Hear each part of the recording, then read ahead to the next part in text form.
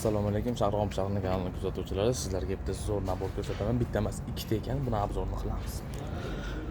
Bitta ko'rib baho berib bersizlar naborlarimizga.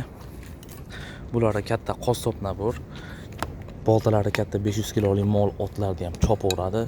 Juda ham baquvvat holatda 2,5 kilodan oshiq holatda qilib tayyorlab qo'yganmiz. Mana bu yerda chopqilari, qayrog'i, iteri pichog'i, har xil pichoqlaridan bor. Bemalol buyurtma qilishingiz mumkin. Bitta ko'rib birinchi baho berib qo'yinglar. Ismlarini yozdirib beramiz. Bizi bonuslarimiz dastavkasini bekorga qilib beramiz. Pichoqlarni bir boshdan tushuntirib o'taman. Juda ham chiroyli holatda qilib, mana bu sopi o'zidan chiqib ketgan, mana shu oxirigacha chiqib ketgan, naqshlar o'yilgan. Lezvalari aboyma pachimlikdan bo'lgan, aboyma pachimlikda mana shunaqa qilib ulanadi.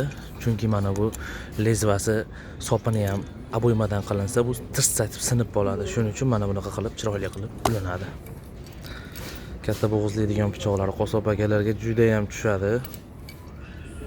Bu ham aboyma pachimlik, ruchkalari oxirigacha chiqqan. Garov baylashaman, sporlashaman, ishonmaganlar bo'lsa sindirib beraman, o'zidan chiqarilgan.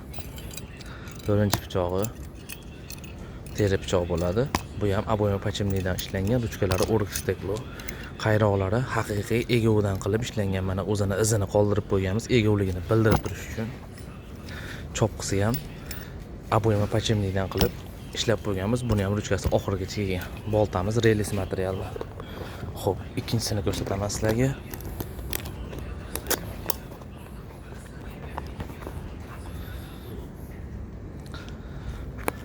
Boltalari buni bir o'zgacha viking bolta qilib ishlab qo'yganmiz. Vikingni bilasizlar. Lezvalari relisdan, ruchkalarini chiroyli holatda qilib naqshlarni o'yib, pichoqlarini, ruchkalarini tekstalitdan nabor qilib, ebonit qilib terib qo'yganmiz akalar. Bunisini maka qo'yib qo'yamiz. Chopqisi, qayrog'i, bitta terilashga pichog'i va yana bitta razdelka pichog'i. Mana bu yerda bo'g'izlaydigan pichoq. Bu ikkovini ham bo'g'izga ishlasa bo'laveradi. Bu pichoqlarni o'zimiz ishlatib sinovdan o'tkazganmiz. Bemalol buyurtma qilishingiz mumkin. Nirjaveka qilib, klapandan qilib ishlangan pichoqlar. Chexollari tayyor holatda, qayroqlari silliq holatda o'ziga tushadigan qilib ishlangan. Chopqilari bemalol tovuqni so'ylarini chopaverasizlar. Qo'ydi ham kichkina qo'ylar bo'lsa bemalol chopaveradi, lekin boltasi bemalol 100 kilo, 200 kilolik qo'ylarni ham bemalol chopaveradi. Ba'zan paroda qo'ylar chiqib ketgani shunaqa. Teri pichoqlari ham universalniy qilib teshib qo'ymaydigan darajada qilib ishlangan. Razdelniy pichog'i go'sht kesgan ishlatiladi.